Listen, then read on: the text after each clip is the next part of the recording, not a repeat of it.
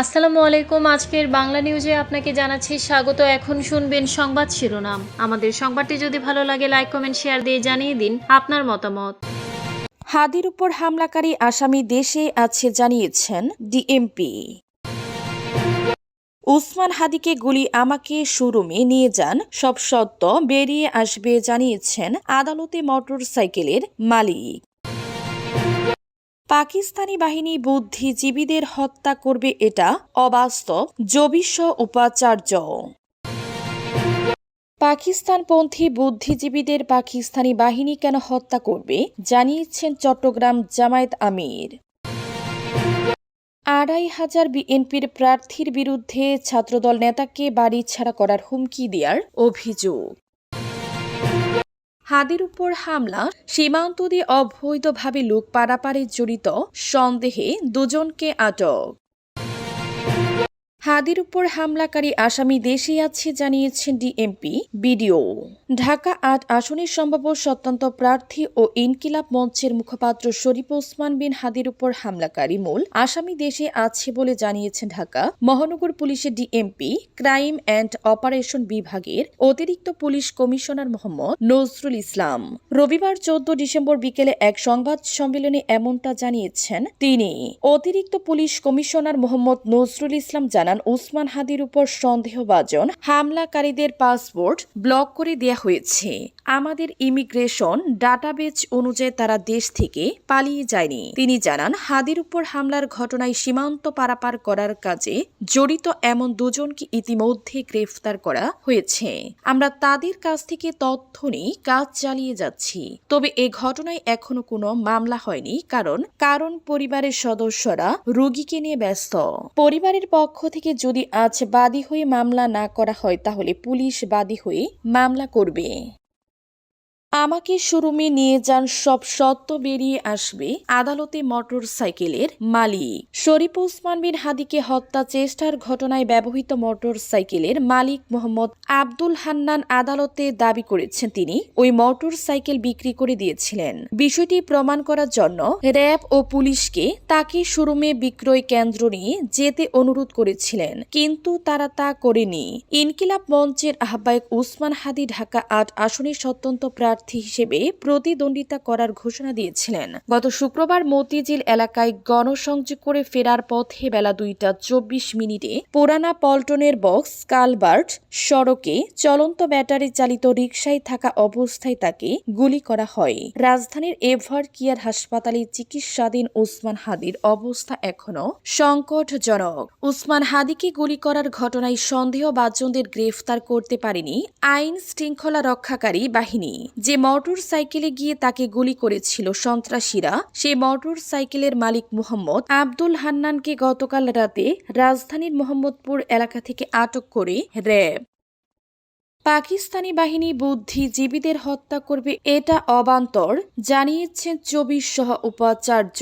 পাকিস্তানি বাহিনীর বুদ্ধিজীবীদের হত্যা করার বিষয়টি অবান্তর বলে মন্তব্য করেছেন চট্টগ্রাম বিশ্ববিদ্যালয়ের ২৪ সহ উপাচার্য একাডেমিক অধ্যাপক মোহাম্মদ শামীম উদ্দিন খান। আজ রোববার শহীদ বুদ্ধিজীবী দিবসের আলোচনার সভায় তিনি বলেছেন যে সময় আমি পাকিস্তানি বাহিনী দেশ থেকে পালানোর জন্য চেষ্টা করছি, আমি জীবিত থাকব না মৃত থাকবো সে বিষয়ে কোনো ফয়সালা হয়নি। সে সময় পাকিস্তানি যোদ্ধারা বাংলাদেশের বুদ্ধিজীবীদের হত্যা করবে এটি আমি মনে করি রীতিমতো অবান্তর। বেলা ১টায় বিশ্ববিদ্যালয়ের উপাচার্য দপ্তরে মুক্তি চিন্তা মুক্তিযুদ্ধ এবং ৭১-এর বুদ্ধিজীবী হত্যা শীর্ষক আলোচনা সভায় বিশেষ অতিথির বক্তব্যে অধ্যাপক মোহাম্মদ শামীম উদ্দিন খান এ কথা বলেন। মোহাম্মদ শামীম উদ্দিন খান বলেন, আন্তর্জাতিক ষড়যন্ত্রের মাধ্যমে এদেশকে আরেকটা দেশের কদর রাজ্যে পরিণত করার জন্য বুদ্ধিজীবীদের ষড়যন্ত্রমূলক হত্যা করা হয়েছে। আমরা আজ পর্যন্ত জহির রায়হানকে খুঁজে পাইনি। যদি জহির রায়হানকে খুঁজে পাওয়া যেত, সত্যিকার ইতিহাস আমরা পেতাম। পাকিস্তানপন্থী বুদ্ধিজীবীদের পাকিস্তানি বাহিনী কেন, জানিয়েছেন চট্টগ্রাম জামায়াত আমির। শহীদ বুদ্ধিজীবীদের অনেকে পাকিস্তান রাষ্ট্রের ঐক্যের পক্ষে ছিলেন বলে দাবি করেছেন বাংলাদেশ জামায়াত ইসলামী চট্টগ্রাম নগরীর আমির মোহাম্মদ নজরুল ইসলাম। তিনি প্রশ্ন উত্থাপন করে বলেন, পাকিস্তানপন্থী বুদ্ধিজীবীদের পাকিস্তানি বাহিনী কেন হত্যা করবে? এটি একটি অমীমাংসিত ঐতিহাসিক প্রশ্ন যা যুগ যুগ ধরে ঘুরপাক খাচ্ছে। আজ রোববার বিকেলে শহীদ বুদ্ধিজীবী দিবসের আলোচনা সভায় নজরুল ইসলাম কথা বলেন। নগরীর দেওয়ান বাজারে দলীয় কার্যালয় আয়োজন করে নগর জামায়াত এতে সভাপতিত্ব করেন মোহাম্মদ নজরুল ইসলাম। এ সময় তদন্ত কমিশন গঠন করে সঠিকভাবে তদন্ত করে প্রকৃত দোষীদের চিহ্নিত করা এবং বিচারিক প্রক্রিয়া শুরু করার দাবি জানান তিনি। নগর জামায়াতে ইসলামের পক্ষ থেকে গণমাধ্যমে পাঠানো বিজ্ঞপ্তিতে বক্তব্য তুলে ধরা হয়। সভাপতির বক্তব্যে নগর আমির মোহাম্মদ নজরুল ইসলাম বলেন, নিউ ইয়র্কের একটি সংস্থা আত্মগোপনে থাকা শিক্ষকদের হত্যা করা হয়েছে মর্মে একটি বিবৃতির প্রতিবাদে 1971 সালের 17 মে বাংলাদেশের কতিপয় বুদ্ধিজীবী তৎকালীন রাষ্ট্রের অখণ্ডতার পক্ষে বিবৃতি দিয়েছিলেন।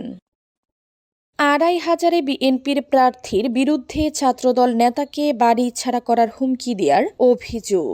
নারায়ণগঞ্জ 2500 আসনে বিএনপির মনোনীত প্রার্থী নজরুল ইসলাম আজাদের বিরুদ্ধে ছাত্রদলের এক নেতাকে ফোন করে হাত পা ভেঙে এলাকা ছাড়া করার হুমকি দেওয়ার অভিযোগ উঠেছে।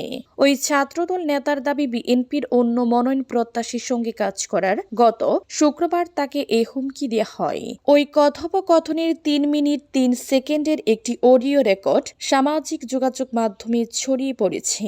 ওই ছাত্রদল নেতার নাম মোহাম্মদ আবু হানিফ রাসেল ভুইয়া। তিনি নারায়ণগঞ্জ জেলা ছাত্রদলের সাবেক সভাপতি। স্থানীয় রাজধানীতে তিনি নারায়ণগঞ্জ 2 আসনে মনোনয়ন প্রত্যাশী বিএনপির জাতীয় নির্বাহী কমিটির সহ অর্থ বিষয়ক সম্পাদক মাহমুদুর রহমানের সুমন অনুসারী। অভিযুক্ত নজরুল ইসলাম বিএনপির জাতীয় নির্বাহী কমিটির ঢাকা বিভাগীয় সহ সাংগঠনিক সম্পাদক। হাদির উপর হামলা, সীমান্ত দিয়ে অবৈধভাবে লোক পারাপারে জড়িত সন্দেহে 2 জনকে আটক। শেরপুর জেলার নালিতাবাড়ি এলাকার সীমান্ত দিয়ে অবৈধভাবে লোক পারাপারের সঙ্গে জড়িত সন্দেহে 2 জনকে আটক করেছে ঢাকা মহানগর পুলিশ ডিএমপি। তাদের জিজ্ঞাসাবাদ করে শরীফ ওসমান হাদির উপর হামলায় জড়িত ব্যক্তিদের সম্পর্কে তথ্য পাওয়া যেতে পারে বলে জানিয়েছেন ডিএমপির অতিরিক্ত কমিশনার অপরাধ ও অভিযোগ। রাজধানীর মিন্টো রোডে বিএনপির মিডিয়া সেন্টারে আয়োজিত এক সংবাদ সম্মেলনে নজরুল ইসলাম এসব তথ্য জানান। গত শুক্রবার বেলা 2টা 24 ঢাকার পুরানা পল্টনের বক্স কালভার্ট এলাকায় ইনকিলাব মঞ্চের আহ্বায়ক শরীফ ওসমান বিন হাদিকে গুলি করা হয়। পিছন থেকে অনুসরণ করে আসা একটি মোটর সাইকেল থেকে এক ব্যক্তি ব্যাটারি চালিত রিকশায় থাকা হাদিকে গুলি করেন। এসএন নজরুল ইসলাম বলেন, হাদির উপর হামলার ঘটনায় শুটার ফয়সাল করিম মাসুদ ও মোটর সাইকেল চালক আলমগীর শেখকে শনাক্ত করা হয়েছে। সাংবাদিকদের এক প্রশ্নের জবাবে নজরুল ইসলাম বলেন, ইমিগ্রেশন ডেটাবেস চেক করে এখন পর্যন্ত তাদের দেশ থেকে পালিয়ে যাওয়ার কোনো তথ্য পাওয়া যায়নি। ফয়সালের পাসপোর্টে নম্বর পাওয়া গেছে। তার সর্বশেষ ভ্রমণ তথ্য অনুযায়ী সম্ভবত গত জুলাই মাসে তিনি থাইল্যান্ড থেকে ফিরেন। এরপর ইমিগ্রেশন ডেটাবেজে আর তার বহির্গমনের কোনো তথ্য নেই।